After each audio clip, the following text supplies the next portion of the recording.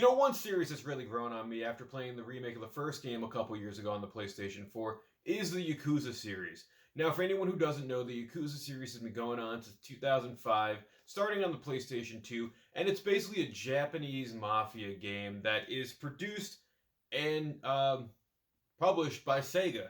So today we're going to be taking a look at Yakuza Kiwami 2 for the PlayStation 4. This is a PS4 console exclusive at the time of this recording. And I just want to show off this nice little steelbook edition that this came with before we get into it. And it's actually really cool. The art style is awesome, and it kind of already gives you a little hint on the narrative of the game. But without further ado, let's get into some gameplay footage. Yakuza Kiwami 2. Now this game is a full-on enhanced remake of the original second game in the Yakuza saga that originally released back on the PlayStation 2. This remaster, however, was released in 2017 in Japan and worldwide in 2018. Coming from the original version, this updated remake adds a lot of different elements that the original game didn't have present. Aside from the major graphical overhaul, as you guys can see here, this game also retains features that would later be introduced in subsequent games. It's kind of using the future to enhance the past in a weird way. Now, in Yakuza Kiwami 2, you take the role of series protagonist Kazuma Kiryu in his return to action after the events of Yakuza 1. A little bit of a spoiler alert, Kiryu decided to walk away from the Yakuza lifestyle at the end of Yakuza 1, but not much of a spoiler because here we are 1 year later and he's dragged back into it to basically stop a all-out war internally between the clan as well as establish a new chairman for the Tojo clan. Now, as you can see from footage of the game, this isn't your traditional sandbox open world action RPG game. However, while it does contain many open world and action RPG elements, the Yakuza games, in my opinion, have always heavily relied on and shined in the terms of storytelling. Now, the story is divided into chapters that pretty much keep the structure of the game in place, as well as help to keep the emotion of the game in place, because this game, and I think this series in itself, loves to play with your emotion. Now, the characters you meet along the way, as well as some returning favorites, are all here as well, and they all have a very good sense of personality, whether it be serious or kind of eccentric, but it makes you feel what you're about to get into as you kind of interact with them. Trust me, you're going to meet a lot of interesting and colorful characters, which makes this game very, very entertaining in its own right, and it will play with your emotions. Now, as we're going to see here, fighting is a very, very big deal in the Yakuza games. But unlike a Grand Theft Auto, a lot of the Yakuza games, they take, I think, hints from not very early, but prior Sega games. Yakuza has always been viewed as a spiritual successor to the Shenmue series, and by the fact that weapons aren't fully a big deal here, but hand-to-hand combat is, definitely shows the Shenmue influence here.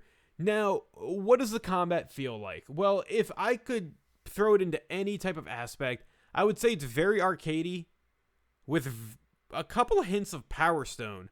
If you guys have ever played the classic Dreamcast game.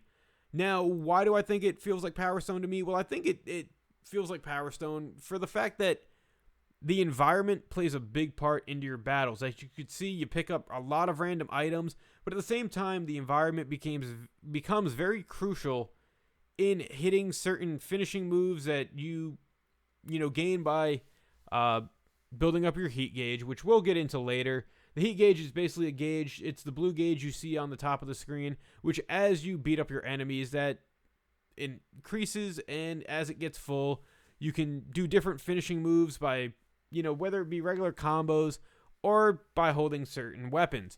Now, the one thing about the combat that kind of saddens me in this game is in the prior Yakuza games, you had different styles of fighting, and that's not here in this game. But that being said, the fighting is still fun. The fighting is still Yakuza. Now, interesting enough, after every battle, here's where the RPG elements come in, because you do gain experience points, which you can use to level up Kiryu as you go to increase your defense, learn different skills, and just make yourself a better fighter. Now, we're going to look at the level up gauge here, it's pretty much a very simple level up pattern that you use your experience points to go. In the previous games, they used almost like a sphere grid from Final Fantasy. However, they don't do that here for some reason. Now, I want to show you guys this fight because, as you can see, my health is very low. Now, you must be wondering, how do you recover health in this game? Because it doesn't naturally replenish itself after each battle. So that's where we're going to go into the next part. To gain your health back, you can eat food at different restaurants. However, you can only eat a certain amount of foods because you do have a hunger gauge, which if you reach the top of that, it won't allow you to eat anymore. So it might not fully replenish your HP, but you will gain experience points from eating. Another way to rejuvenate your health is by getting certain items at convenience stores, whether it be items like stamina or a thing called toughness. But, pretty much you need money to buy that. How do you get the money? By beating the enemies like I'm doing here. You slam some bikes on them, you show them who's daddy, and you layeth the smackdown. Now, as you can see here, though, as I mentioned, you do have a lot of fun with the environments and things you could toy around with. Now, one of the biggest things here, aside from the items that you pick up that help you unlock different little aspects of the game, are the sub-stories. Now, the sub-stories in Yakuza are pretty much sub-quests, but it's where the game itself doesn't take itself too seriously. Because I've noticed with a lot of these sub-stories, they're very wild, they're very out there, but they're also very funny. So I guess overall, in a mostly serious story, it's nice to have these little comedic elements in here and keep you entertained. Now, this sub-story in itself made me fight this guy who was threatening to beat up that moron who I think owed him money or something. But not all sub-stories are like that. Some of them make you do some very questionable things, but I'm not going to fully give those away, but I will show you one of them coming up after I utterly destroy this guy. Now, pretty much, let's just talk about the fighting a little bit more, because you can pretty much use so many different elements of the atmosphere, and it's just crazy how it's been programmed to allow you to do that. I just find it very entertaining and very interesting. Now, here we're going to talk about one of the interesting sub-stories. Now, these sub-stories are everywhere. There's a whole lot of them in the game, and a whole lot of them that are gonna make you shake your head at points. Now, this guy here, he asked you to be a tester for a new type of game. Now, when you think of games, I would think arcade game. I would think maybe a card game, maybe playing Mahjong, which you could play in here, and I know I just deadly mispronounced that, but I suck at the game anyway, so I don't know if I ever should learn how to pronounce it. However, he wants you to play a urinal game. Now, that just sounds sketchy in itself, and thank God this game isn't rated E for everyone, because I know a lot of parents wouldn't approve of this. But this urinal game we're going to look at makes me wonder what goes on in the other side of the world sometimes, and if it's really like this.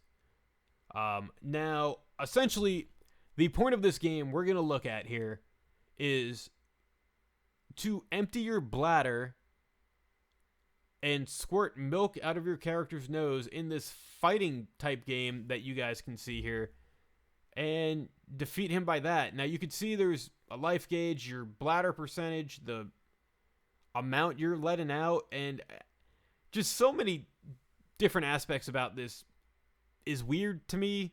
And I was really entertained at the same time.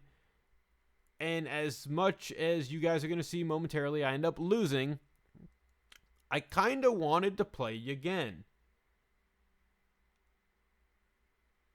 Now, I didn't, because I was more weirded out than I was intrigued. But when we talk about games here, nothing beats Club Sega in the Yakuza series. Now, this is an arcade within the game that allows you to play some of Sega's classic arcade games. So first, we're going to look at Virtual Fighter 2.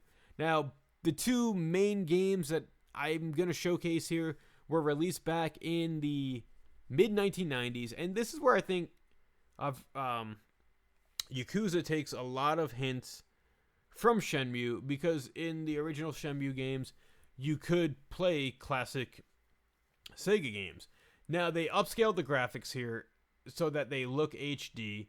However, they didn't change the games at all. Now, as you guys could see, I'm not that good at Virtual Fighter. I just kind of kick it till I make it, and I win here with a little 1-2 punch. But that was it for me here. Now, another game that they have in here that I've only heard of and seen, I never fully got the chance to play, which was cool, is Virtua On. Now, Virtua On is a mech shooter beat-em-up arcade game that was also released in the mid-1990s.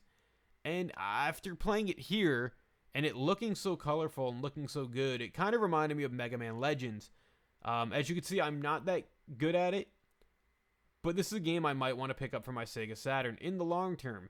Now, while this is playing out here, and as I continue to figure out how to play this, at least from the video, other things you could do in this game, minigame-wise, are run a cabaret club, as well as help Majima with his construction company, because Goro Majima in himself is a character that I wouldn't expect him to do anything crazier. Well, no, I would expect him to do a lot crazier, but him owning a construction company after stepping away from the Yakuza as well, that's going to be revealed, throughout the game. And you do have a little optional side new game that's based on Majima's saga to kind of figure out how he ended up in the position he's in. I think it adds a nice little element to just the little overall, all the different side things that you can do with this game make this game worth the play just because of the experience. There's a whole lot of content here and a whole lot of entertainment in itself. So all in all, those are my thoughts on Yakuza Kiwami 2. Is this game worth playing? Absolutely. Now, the Yakuza games, as I mentioned in the review, are very story-driven, so you can kind of pick this up and play it. But I would recommend going back and playing Yakuza Kiwami 1 and also playing Yakuza 0 to kind of understand the story up until this point. Now, if you don't really care much about story and you're just looking for a wild beat-em-up game, alright, then that makes sense. But I definitely think the story of this game is where you really need to pay attention, because it tells such a great narrative. And I think if you give it a chance and you go back and play the first two games, you're going to be drawn into the Yakuza universe like I was. And this game, I definitely think is worth the play, worth the pickup. As always, thank you for watching, guys. Like, share, subscribe, leave your thoughts on the comment section below. Until next time, I'll catch you later. Check out Yakuza Kiwami 2 for the PlayStation 4. See you, bye.